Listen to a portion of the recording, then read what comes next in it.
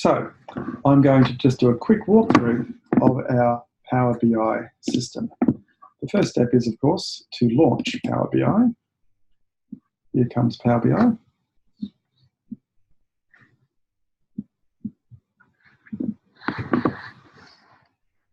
Now it's launched with a login window. We don't use the online service, so don't bother logging in, just close that window. The first item is the report screen. So here is our report layout, this big white space in front of me. That white space is where we put all of our visualizations. You can see over here we swapped to it using these elements here. And I can just click and drag a visualization onto there as I so wish. I'll delete both of those. The second thing is the data. So working down through the main interface, there's the report, here's the data. This is where we work with all of our data. I'll show you this when I get data and import it, but that's where we work on our data. Over on the right is all of our field list. Back on the visualization tab is a field list over on the right. This is where you add your visualizations over and you manipulate things through this space here. Third is relationships. If you've seen Microsoft Access or Microsoft Query, this is that kind of tool. It's a structured query language type tool, SQL, and you can add your data sources in here.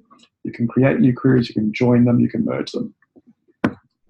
Back to the visualizer, I can add pages through the plus sign down the bottom, or I can click New Page on the menu bar. And of course, I can give these meaningful names and have those reports have new information in them. I can create some visualizations. So on my meaningful name page, I'm going to click over here on the right where there is a visualization tool. Here is a pie chart. I've added a pie chart. I've got no data to display it with yet. Now, if I click on a different type of chart, it will swap that one. I'll go back to the pie chart. I'll click away from the pie chart, and now I can add a new graphic, a new visualization. So there's our second visualization. I can do all that.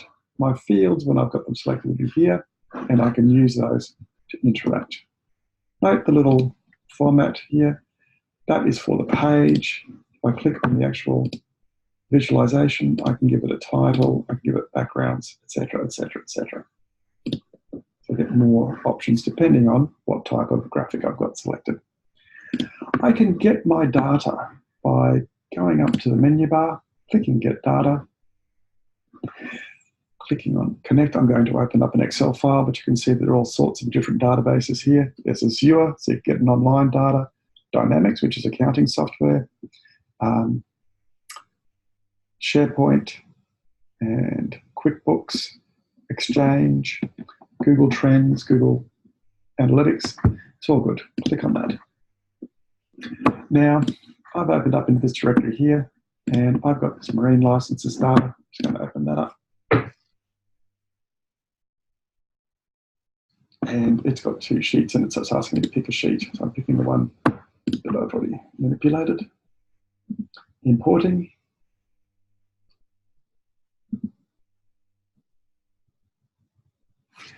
Let's drop the fields over here, which I can work with. Over on the left here, this is where my file, my data sheet is. Now I can do things with this, like I can sort it so that I can sort all my sheet in that way. I could sort it with a by location, which has already been done. I could get rid of all the blanks. So it's filtered out the blanks. I'll bring those back. Clear all filters. I've got all those kinds of options. And go back to here, I'll just do a very quick tree map. So what I'll do, I'll clear my report. In fact, I'll go to a whole new one. Call it my test report. Go to my visualizer. I'm going to do a tree map, which is this one right here. So I click on that. There's my tree map. tree map is also known as a waffle chart. If I pick, probably if I pick the city, I'll group them by city, and I want to count. So now I've got the towns with the most marine licenses in it, in the top left-hand corner, and I should be able to filter if I pick that, put it there, and say that I want items greater than 200. Let's make it 1,000. You can see that my waffle chart is becoming more meaningful. Let's make it 10,000. That should make a big difference. Okay, so they're the ones with more than 10,000, and I could do something probably like make it 5,000. So it's just ignoring all the lower levels. That's my waffle chart, and I can make that a pie chart. Oops.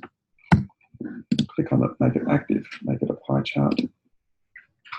And there's my pie chart. I like a good waffle chart. Don't like a bad one. An evil one's pretty ordinary.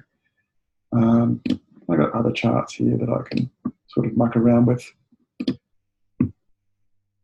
That gives you a relative reference.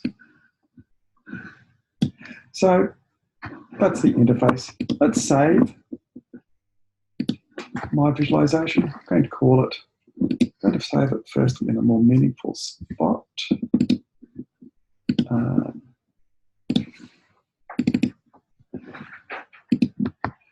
My first demo, save. That's all done. And I can do other things. I can delete a page, I can rename it, I can hide it. I can, if I don't like, let's go back to my waffle chart. I can